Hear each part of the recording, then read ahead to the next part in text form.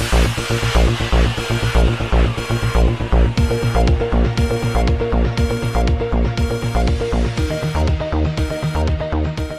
अस्सलाम वालेकुम नाज़रीन। सेवन शरीफ में पैदाइश के बाद डॉक्टरों की गफलत से जहाँ बहक होने वाले बच्चे के वुरसा का इल्ज़ाम एक तरफ, तो दूसरी तरफ सिंध मेडिकल इंस्टीट्यूट के डायरेक्टर डॉक्टर मोइनुद्दीन सिद्दीकी ने मीडिया पर एक तब्दीली बयान जारी किया है।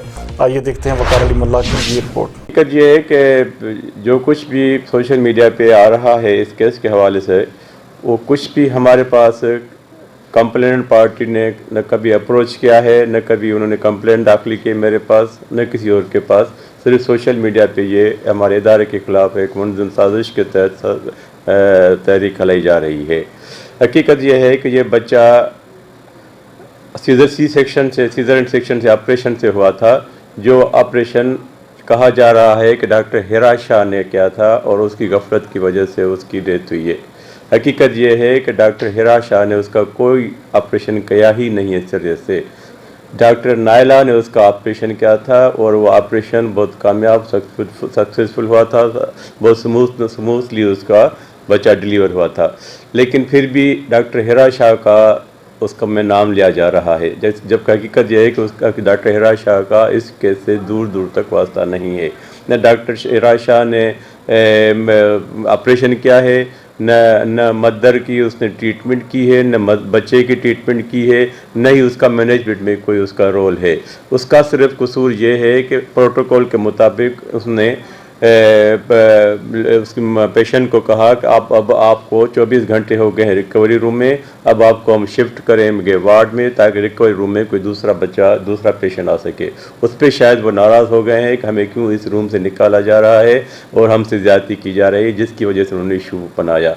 जहाँ तक बच्चे की मौत का ताल्लुक़ है तो हमें उस पर बहुत अफसोस है, तो उसका मैं खुद उनकी दिली ताज़ियत करता हूँ। और मैंने जो शुरुआती बयान जारी किया था वो भी ऐसे घर बैठे नहीं किया था। जो फैक्ट सोशल मीडिया पे जो मैंने पिक्स देखी थी, उसके बाद मैंने हकीकत जानने के लिए खुद ही मालूम किए थे हक़ाइक़। उसकी रोशनी में मैंने वो वजाहती बयान जारी किया था, जिसमें कहा गया था कि बच्चे की मौत जो हुई है वो उसके खून न जमने की वजह से हुई है। मैंने ये ना ही कहा था कि खून की कमी की वजह से की हुई है, बल्कि खून न जमने की वजह से, जिसको कन्फ्यूजन में उसको समझा नहीं जा सका। असल में ये है कि हकीकत ये है कि बच्चे की जो मदर है उसका ब्लड ग्रुप था बी नेगेटिव, जबकि बच्चे का खुद था बी पॉजिटिव। जब इस किस्म की कोई सूरत हाल हो तो बच्चे के ख़िलाफ़ माँ के पेट में ही एंटीबॉडीज़ जन्म लेती हैं, और वो एंटीबॉडी रिएक्शन की वजह से उसका बच्चे में हेमोलाइसिस, जिसको कहा जाता है कि जो सफ़ेद खलिए हैं वो डिस्ट्रा हो जाते हैं, हेमोलाइज हो जाते हैं, और जिसकी वजह से फिर DIC होती है, बच्चा ऑर्गन फेलियर और सेप्टिसीमिया में चला जाता है। इसके साथ भी यही हुआ है। आप रिकॉर्ड निकाल लें, अभी भी माँ का ब्लड चेक करवा लें, मैं ब्लड ग्रुप उसका आपको बी नेगेटिव मिलेगा, कहीं से भी चेक करवा लें, हमारे रिकॉर्ड में भी मौजूद है। और जब इस किस्म का नेगेटिव ब्लड होता है तो हम ऑटोमेटिकली बच्चे के जन्म के बाद उसका भी ब्लड ग्रुप ज़रूर करते हैं, ताकि इस किस्म का कोई नेगेटिव पॉजिटिव का फ़र्क महसूस न हो।